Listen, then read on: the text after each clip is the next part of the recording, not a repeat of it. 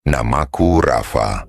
Usia sudah 40 tahun dan aku telah bekerja sebagai penjaga gerbang tol di ruas tol Cipularang selama 15 tahun.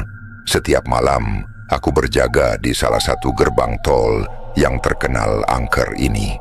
Orang-orang sering menceritakan kisah seram tentang jalan ini, tapi selama bertahun-tahun aku bekerja, aku tak pernah mengalaminya sendiri. Aku tinggal di Padalarang, tak jauh dari tempat kerja.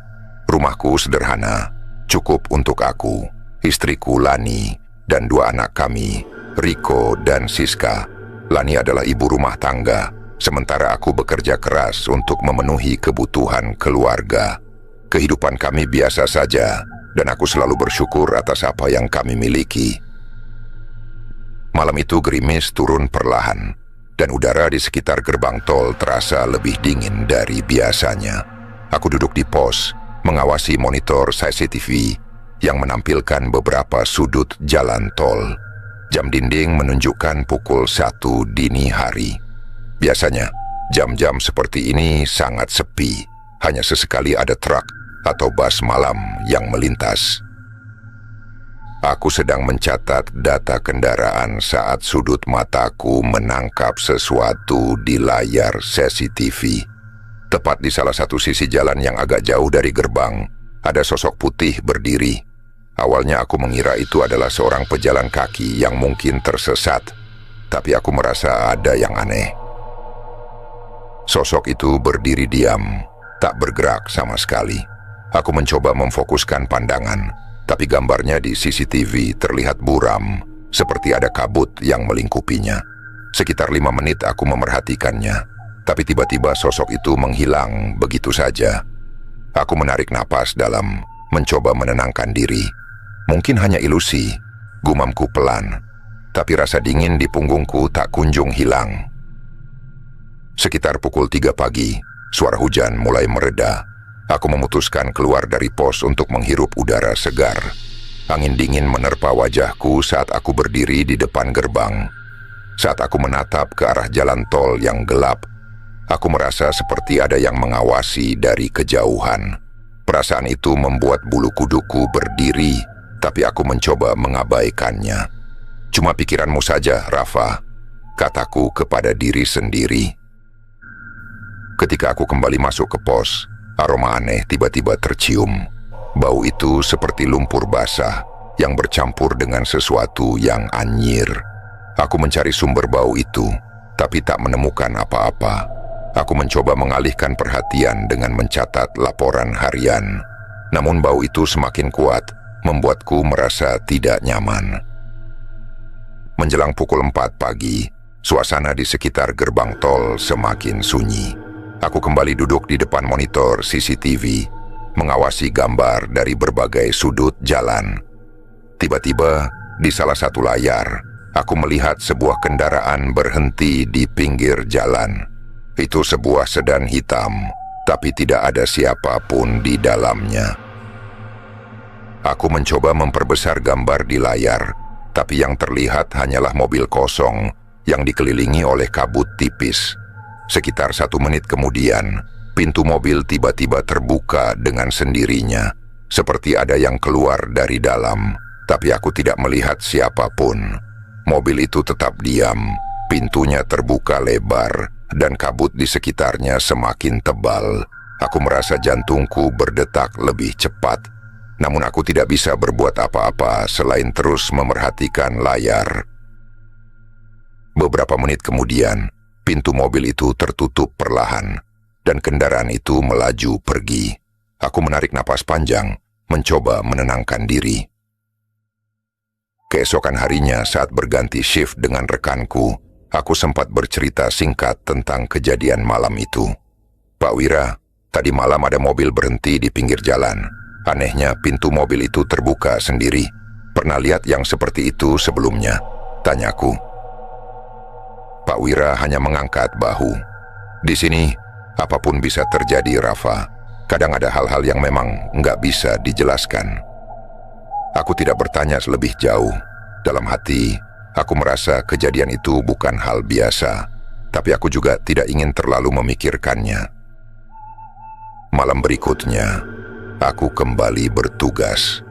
Kali ini, aku membawa jaket tebal karena udara di Cipularang semakin dingin. Sekitar pukul 2 dini hari, hujan deras mengguyur, membuat pandangan di sekitar gerbang menjadi terbatas. Saat aku sedang mencatat laporan, lampu di dalam pos tiba-tiba berkedip-kedip. Aku merasa ada sesuatu yang tidak beres. Suara gemuruh hujan di luar semakin keras, seolah mencoba menutupi sesuatu.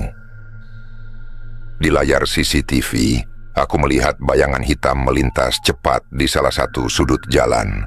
Aku mencoba memperbesar gambar, tapi tidak ada apa-apa di sana. Beberapa menit kemudian, suara ketukan terdengar dari arah pintu pos. Aku menoleh, tapi tidak ada siapapun di luar. Ketukan itu terdengar lagi, kali ini lebih keras. Aku berdiri dan membuka pintu perlahan.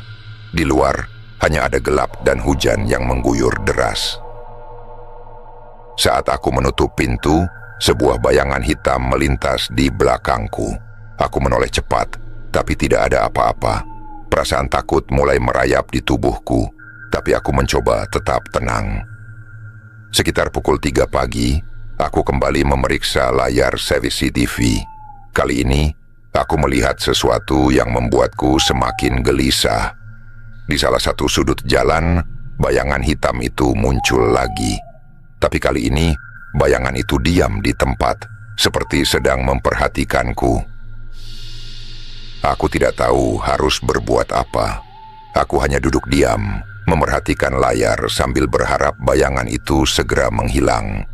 Setelah beberapa menit, bayangan itu perlahan memudar, hingga akhirnya lenyap. Tapi perasaan dingin yang menusuk tulang tetap ada, membuatku sulit untuk berkonsentrasi. Pagi harinya, aku pulang dengan tubuh lelah dan pikiran yang masih dipenuhi pertanyaan. Saat aku tiba di rumah, Lani sudah menyiapkan sarapan. "Kamu kelihatan capek banget, Pak. Kenapa? Banyak kendaraan semalam?" tanyanya. Aku hanya tersenyum tipis. "Iya, banyak kerjaan," jawabku singkat, mencoba menyembunyikan apa yang sebenarnya terjadi. Meski kejadian-kejadian itu terus terulang, aku tidak pernah menceritakannya kepada siapapun, termasuk keluargaku. Aku tidak ingin mereka khawatir, terutama Lani.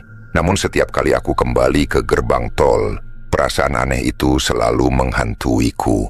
Ada sesuatu di tempat ini, sesuatu yang tidak bisa aku pahami. Malam itu, udara di sekitar gerbang tol terasa lebih dingin dari biasanya. Langit gelap tanpa bintang, dan kabut tipis mulai turun, menambah suasana mencekam. Seperti biasa, aku duduk di pos, memerhatikan layar CCTV, dan mencatat data kendaraan yang melintas.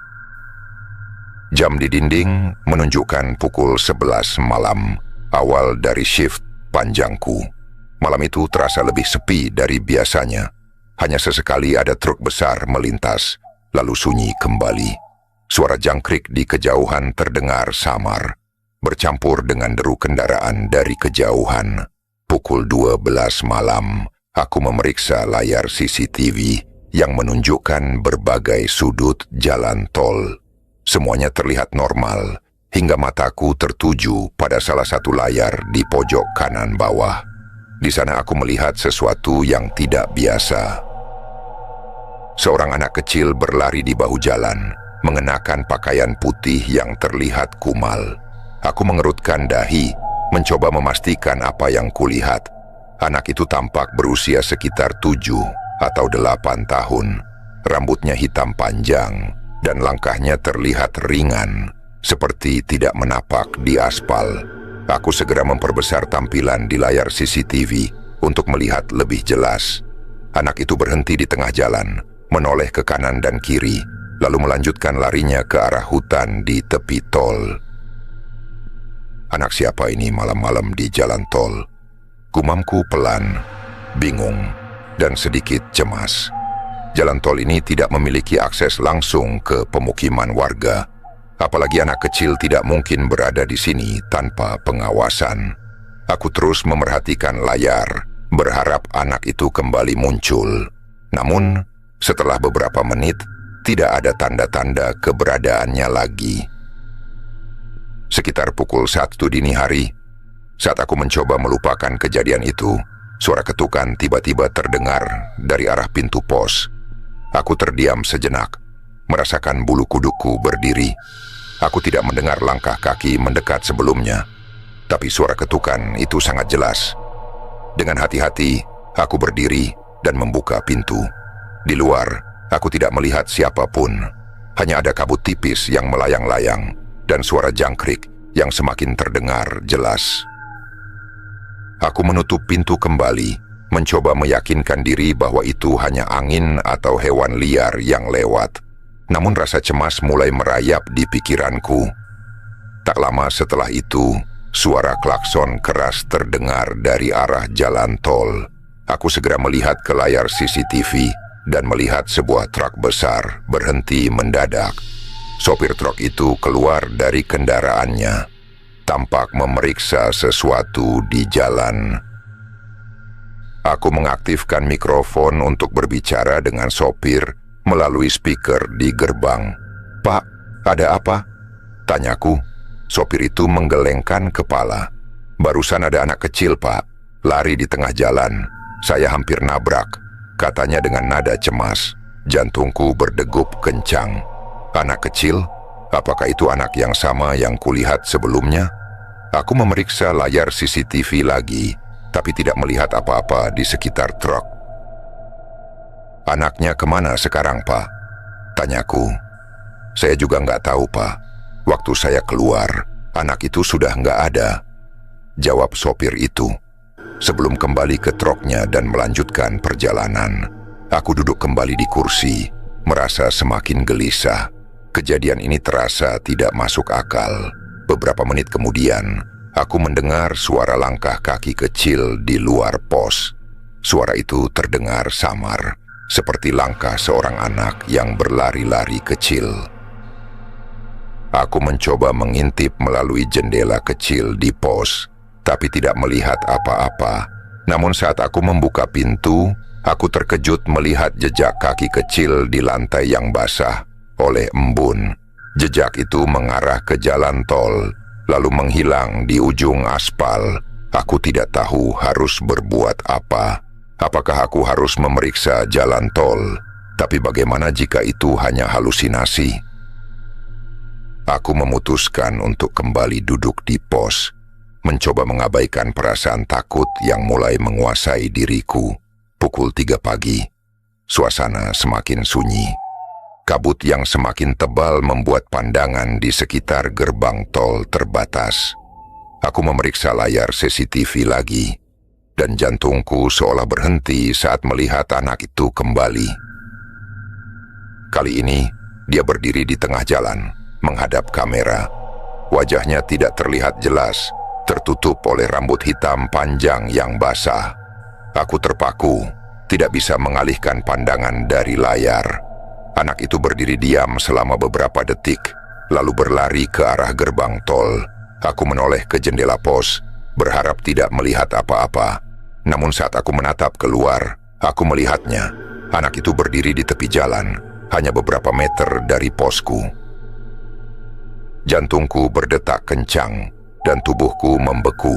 Aku tidak bisa melihat wajahnya dengan jelas, tapi tubuh kecilnya terlihat gemetar, seperti kedinginan. Aku hanya bisa duduk diam, tidak berani bergerak. Setelah beberapa saat, anak itu berlari lagi, menghilang di balik kabut.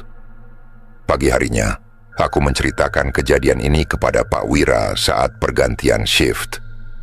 "Pak Wira, tadi malam saya lihat anak kecil berkeliaran di jalan tol.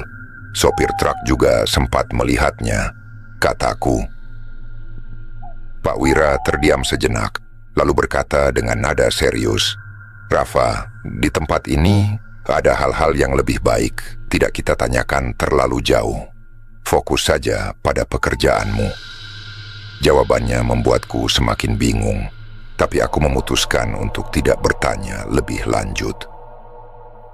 Hingga saat ini, aku masih bertanya-tanya siapa anak itu. Apakah dia benar-benar manusia atau sesuatu yang lain? Dan mengapa dia terus muncul di jalan tol ini? Aku tahu, ini belum berakhir. Malam-malam berikutnya mungkin akan memberiku lebih banyak jawaban atau lebih banyak pertanyaan.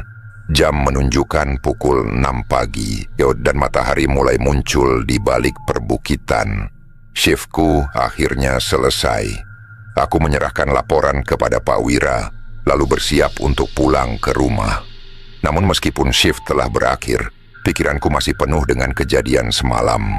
Anak kecil itu terus menghantui pikiranku, terutama sosoknya yang terakhir kulihat berdiri di dekat pos. Aku menaiki motor bebek kesayanganku dan mulai melaju pelan di jalan tol yang masih sepi. Kabut yang perlahan menghilang, meninggalkan sisa-sisa embun di rerumputan. Aku menghela napas dalam-dalam, mencoba mengusir rasa penat yang membebani dadaku. Rumahku tidak terlalu jauh dari gerbang tol, hanya memakan waktu sekitar 20 menit dengan motor. Perumahan sederhana yang kutinggali bersama istriku, Lani, berada di pinggir kota, cukup jauh dari keramaian. Ketika aku membuka pintu rumah, aroma harum nasi goreng yang dimasak Lani menyambutku. Dia selalu memastikan sarapan sudah siap setiap kali aku pulang dari shift malam. Lina adalah tipe istri yang perhatian, dan itu adalah salah satu hal yang membuatku selalu bersyukur memilikinya. "Mas, sudah pulang?" tanyanya sambil tersenyum. Dia mengenakan daster sederhana dengan rambut yang diikat ke belakang.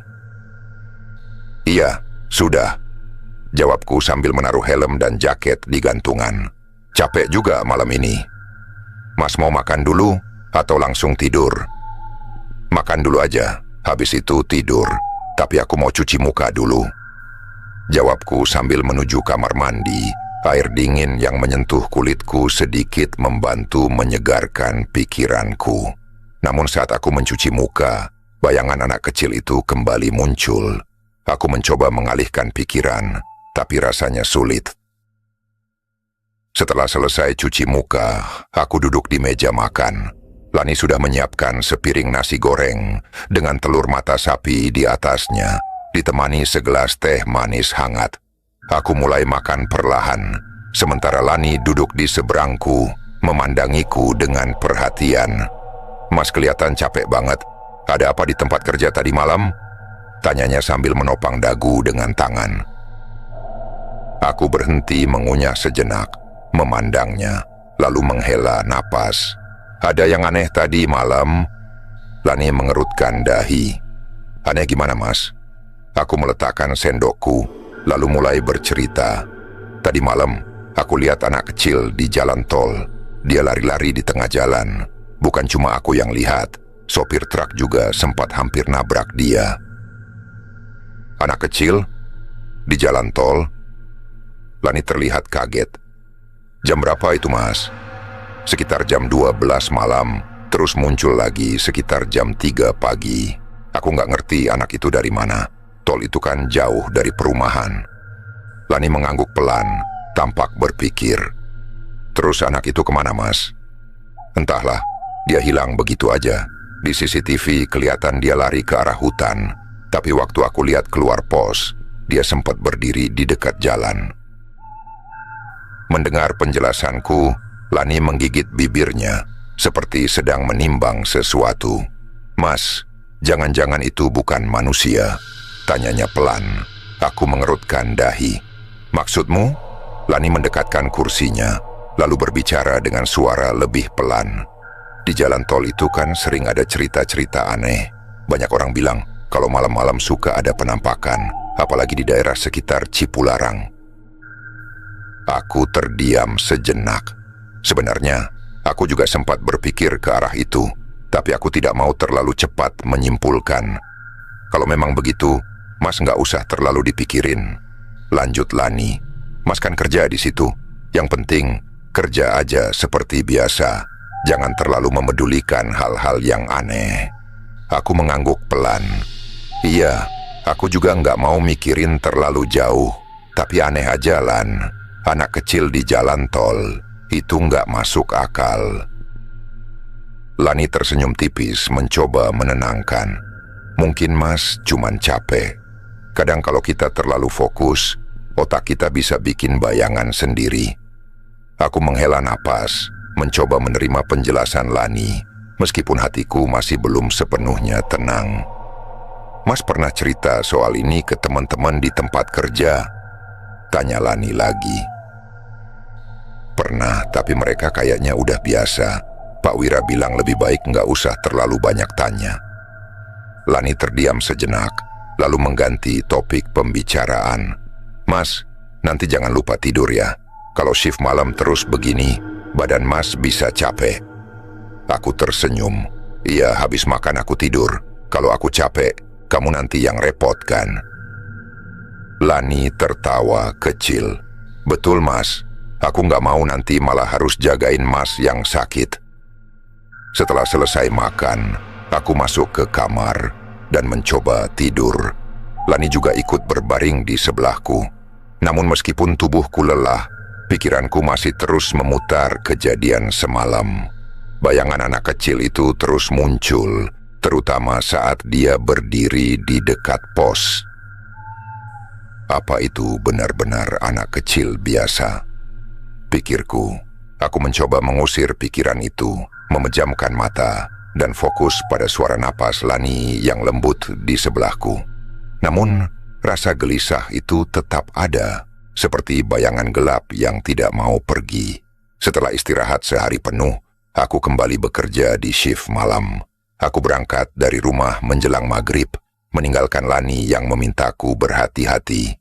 Ia terlihat khawatir setelah mendengar cerita kejadian beberapa malam terakhir. Mas, kalau ada apa-apa, jangan ragu buat cerita lagi. Ya, ucap Lani sambil membereskan bekalku. Iya Lan, kamu nggak usah khawatir, jawabku sambil mengenakan jaket. Perjalanan menuju pos penjagaan terasa biasa saja. Jalanan masih lengang karena belum terlalu malam. Aku mencoba menguatkan hati, meyakinkan diri bahwa semuanya akan baik-baik saja. Setelah sampai di pos, aku disambut Pak Wira yang baru selesai shift sore. Gimana Raf? Sudah siap untuk malam ini? Tanyanya. Aku mengangguk sambil tersenyum tipis. Siap Pak. Semoga malam ini lancar. Namun dalam hati aku tahu, perasaan itu belum sepenuhnya hilang. Bayangan anak kecil yang kulihat malam sebelumnya masih membekas. Sekitar jam 1 pagi, suasana jalan tol benar-benar sepi. Aku duduk di kursi pos sambil memeriksa CCTV. Kendaraan yang melintas bisa dihitung dengan jari. Angin dingin malam itu terasa menusuk kulit, membuatku sesekali menarik jaket lebih rapat. Saat sedang memantau monitor, aku melihat sebuah mobil tua melaju pelan di jalan tol.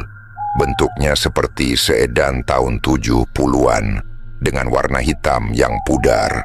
Kecepatannya jauh lebih lambat dibanding kendaraan lain dan lampu belakangnya berkedip-kedip seperti hampir mati. Mobil apa itu? Gumamku sambil memandang layar dengan seksama. Aku mengalihkan pandangan ke jalan raya dari balik kaca pos. Mobil itu masih terlihat jelas, melaju dengan tenang. Namun, yang membuatku merinding adalah saat aku mengalihkan pandangan kembali ke monitor CCTV. Mobil tersebut tiba-tiba hilang dari layar. Aku bergegas melihat keluar jendela lagi. Dan benar saja, mobil itu sudah tidak ada. Jalan tol yang tadi dilewatinya kini kosong, seperti tidak pernah ada kendaraan yang melintas. Aku menarik napas dalam-dalam, mencoba menenangkan diri.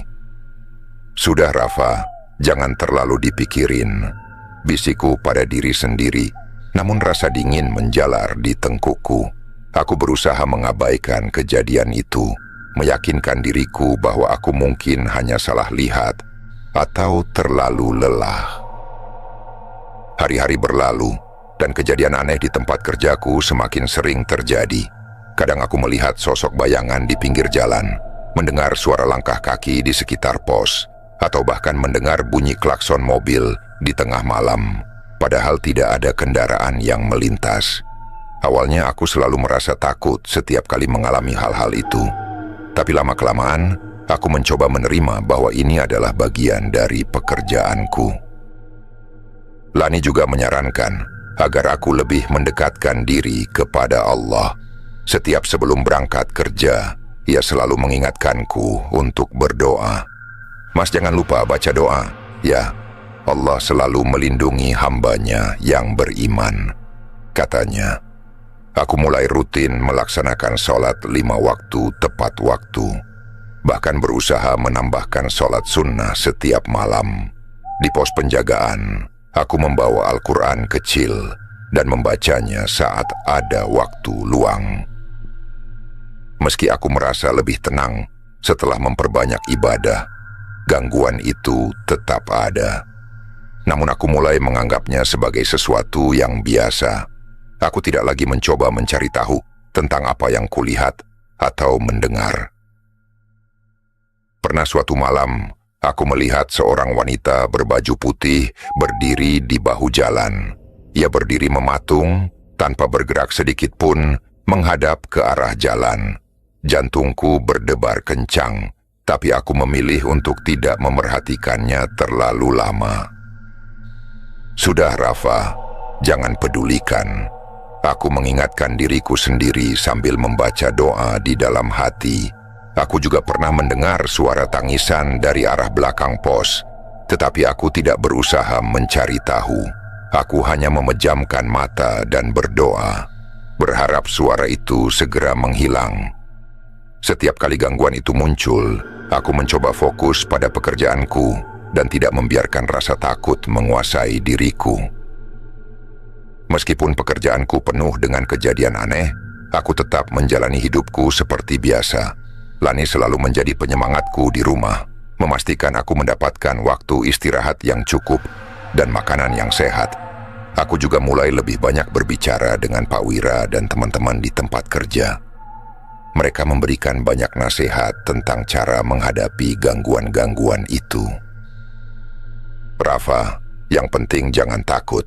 Mereka nggak akan mengganggu kalau kita nggak terlalu memedulikan mereka, kata Pak Wira suatu hari. Aku mengikuti nasihat itu, dan sedikit demi sedikit, aku mulai merasa lebih kuat. Rasa takut yang dulu selalu menguasai diriku, kini berkurang, digantikan dengan rasa ikhlas dan keyakinan bahwa aku selalu dilindungi. Malam-malam di tempat kerjaku tetap diwarnai dengan kejadian aneh, tetapi aku tidak lagi merasa terganggu. Aku menyadari bahwa hidup ini tidak hanya tentang apa yang terlihat di depan mata. Ada hal-hal yang tidak bisa dijelaskan, tetapi itu tidak seharusnya menjadi penghalang untuk menjalani hidup. Kini, setiap kali berangkat kerja, aku selalu berdoa agar diberikan kekuatan dan perlindungan. Aku juga merasa lebih tenang karena tahu bahwa Allah selalu bersamaku. Pekerjaan ini telah mengajarkanku banyak hal, terutama tentang pentingnya iman dan keberanian. Meskipun penuh dengan tantangan, aku tetap bersyukur atas kehidupan yang telah Allah berikan.